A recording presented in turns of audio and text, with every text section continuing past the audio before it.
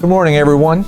Well, it's been about a week since Easter, and at this time of year, what I like to do usually is reflect on the stories of Jesus and the things he did after he came back, the 40 days that he spent with his disciples after the resurrection. And one of the most interesting encounters for me is when he spoke to the two men on the road to Emmaus.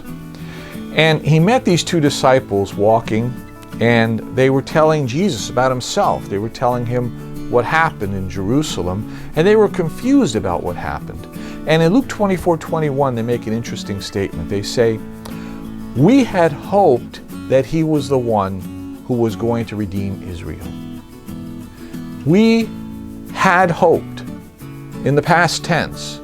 In other words, they had hope, but somehow they had lost that hope.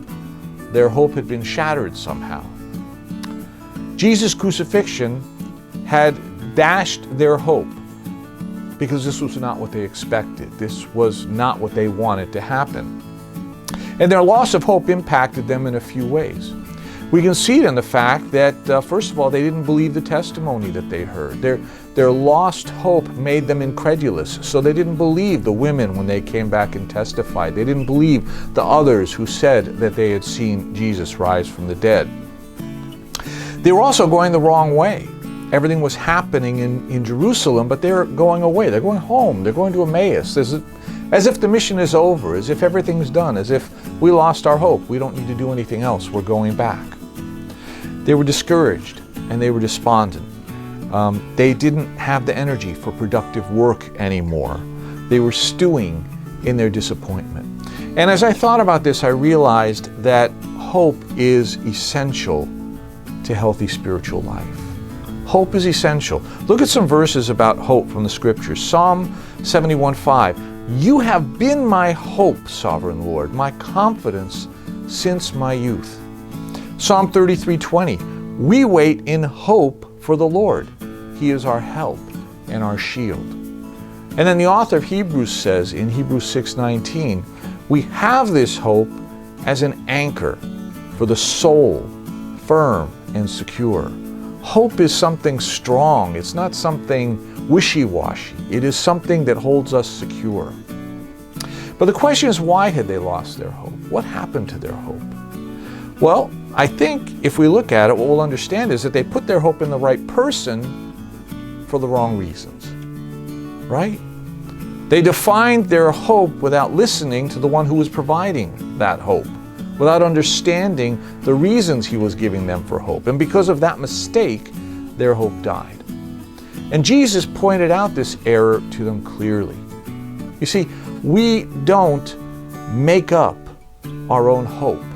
We don't define for ourselves who God should be. We don't set the rules and then tell God what to do.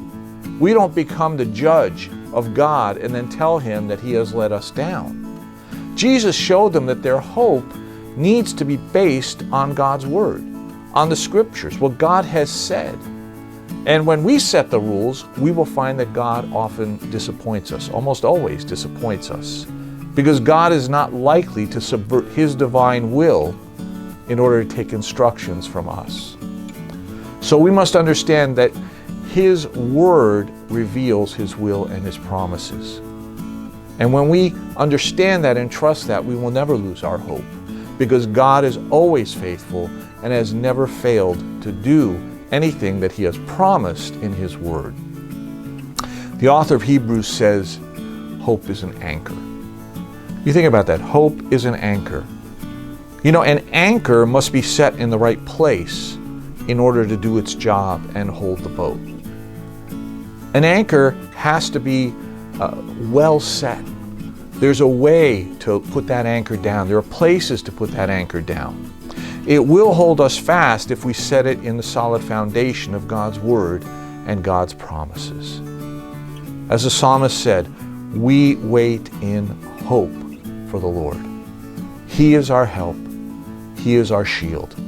And in this time that we're in, we need to understand who God is and put our hope in him and listen to him, so we will know exactly what he has promised, and our hope will never be disappointed.